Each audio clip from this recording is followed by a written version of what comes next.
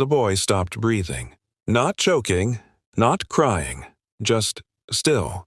In the middle of the crowded subway station, surrounded by polished shoes and impatient faces, 3-year-old Oliver Bennett went limp in his mother's arms. Panic exploded. "Someone call 911!" His father shouted, voice cracking. People stared, stepped back, pulled out phones, but no one moved. Then a small hand reached through the circle. Dirty sleeve, bare fingers. A homeless little girl, no more than 8, pressed her palm against Oliver's chest and whispered something only he could hear. Security rushed forward to pull her away, and that's when Oliver gasped. Hard, loud, alive. The girl looked up and said, "He remembers me. Stay with us. Don't look away." What happens next changes everything. The girl's name was Lena Moore. No address, no school, no one waiting for her. She lived with her mother in shelters until the shelters ran out, and then on benches, under bridges, anywhere the wind didn't cut too deep. Lena learned early how to stay quiet, how to disappear. Oliver Bennett's parents were the opposite of invisible. Charles Bennett, a venture capitalist whose name lit up glass towers downtown. Margaret Bennett, elegant, controlled, raised in rooms where nothing ever broke. Their son had been born premature. Fragile lungs, emergency doctors, endless warnings. That day, the Bennetts were late. Again, a missed nanny pickup, a rushed commute. Stress layered on stress. The subway platform became a collision point between two worlds that were never meant to touch. Security saw Lena first, not as a child, but as a problem, a threat. Margaret clutched Oliver tighter, fear sharp and blinding.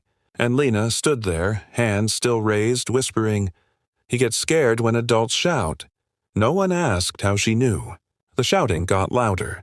A transit officer stepped forward, hand hovering near his radio. "Step back, kid," he said. "Now." Lena didn't move. She looked at Oliver, not the adults around him. Not the uniforms. Not the fear. Oliver's tiny chest hitched.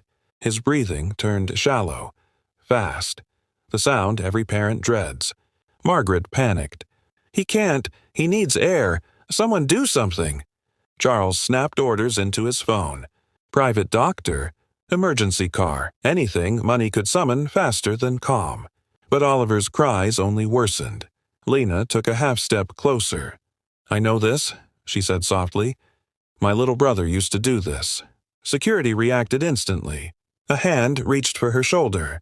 Charles barked, "Get her away from my son." But Lena spoke again, clearer now. "He needs pressure," she said.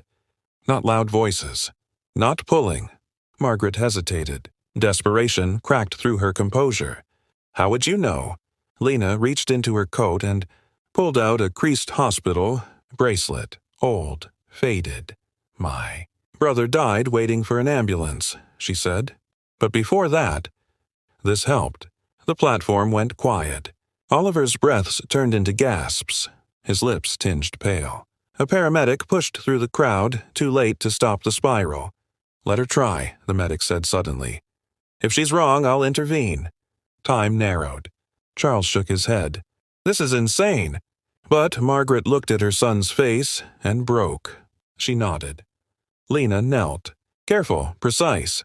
She wrapped her small arms around Oliver's torso, firm, steady, just enough pressure to ground him. She leaned in and hummed, low, even. A rhythm. 1 second. 2. Oliver's breathing slowed. A gasp rippled through the crowd. Then, his chest rose smoothly. Once. Twice. Silence fell again. But this time it was hope holding its breath. Oliver's body went limp in Lena's arms. Not unconscious. Relaxed. The kind of stillness parents pray for. Margaret dropped to her knees beside them, tears spilling without sound. She touched Oliver's cheek, then his chest, feeling the slow, steady rise. "He's breathing," she whispered. "He's actually breathing." The paramedic knelt fast, checking vitals. Pulse, oxygen, pupils. Then he looked up. "Who taught you that?" he asked Lena. Lena didn't answer right away. She kept humming until Oliver's eyes fluttered open. Confused, calm. I learned by watching doctors who never looked at us, she said finally, and by holding my brother when they said there was nothing else to do. The words landed heavy. Phones were already raised. Someone was crying openly now. Another person muttered, "Oh my God." Charles stood frozen. A man who owned hospitals, who funded pediatric wings, who had once said, "There's no excuse for poor outcomes."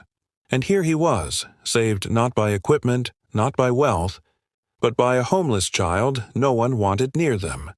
Security slowly stepped back. No one told them to. The station manager arrived, breathless, ready to remove Lena. But the medic stood up first. "She stays," he said firmly.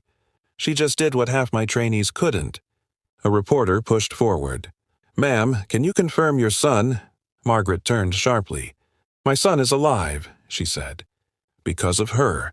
She took off her coat, cashmere, tailored, expensive, and wrapped it around Lena's shaking shoulders. "What's your name?" she asked gently. "Lena." "How old are you?" 10. Margaret closed her eyes. 10. 10 years old, and already carrying more loss than most adults. Charles finally spoke. His voice cracked. "Where are your parents?" Lena looked down. "My mom died last winter," she said. "My dad left before that." The truth rippled outward. This wasn't a miracle. This was neglect colliding with humanity. Sirens echoed in the distance, too late to matter, because the unbelievable had already happened, and everyone there knew nothing was going back to the way it was. The story broke before sunrise, not as a headline, as a reckoning. Homeless girl saves child after crowd ignores emergency. Footage spread fast, Lena kneeling on the cold floor, small hands steady, whispering calm into chaos. Millions watched it on their phones while sitting in warm kitchens, safe homes. By noon, the city was talking about systems. By night, they were talking about her. Child services arrived, not with threats, but with questions. Doctors reviewed the footage. Specialists confirmed what the paramedic already knew. Lena hadn't guessed. She'd applied a life-saving airway maneuver perfectly, timed her breaths, kept Oliver's body from shutting down. Skill. Learned in the shadows. Margaret and Charles didn't let her disappear again. They stood beside her at the hospital, signed papers, hired advocates, not to own her story, but to protect her future. Lena was placed with a foster family that same week.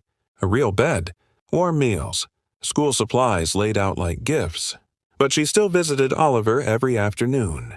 They sat together, played quietly. Two children bound by one moment the world couldn't look away from. Charles resigned from the board of one hospital, then funded free emergency response training for shelters and street youth.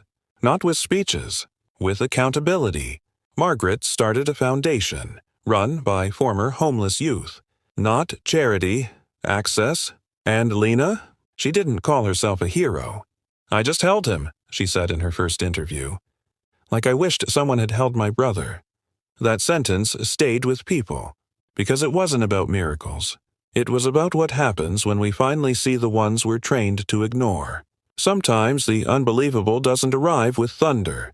Sometimes it kneels beside us, small, steady, unseen, and saves a life while the world is looking away.